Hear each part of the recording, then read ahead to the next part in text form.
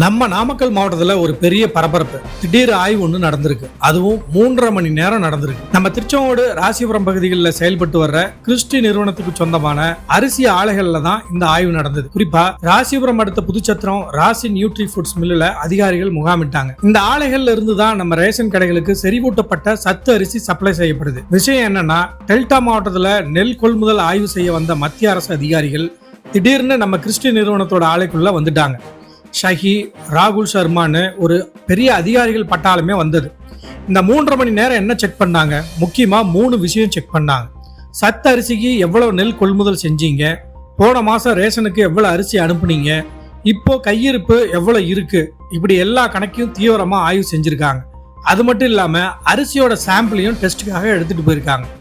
Delta மாவட்டத்துக்கு வந்த team திடீர்னு நம்ம திருச்செங்கோடு ராசிபுரம் மில்லுல ஆய்வு செஞ்சது பெரிய பரபரப்பை ஏற்படுத்தி இருக்கு. இது சம்பந்தமா எந்த அப்டேட் வந்தாலும் நம்ம விஎம் டாக்ஸ்ல உடனுக்குடன் சொல்றோம். மறக்காம நம்ம சேனலை சப்ஸ்கிரைப் பண்ணுங்க, ஃபாலோ பண்ணுங்க, ஷேர் பண்ணுங்க.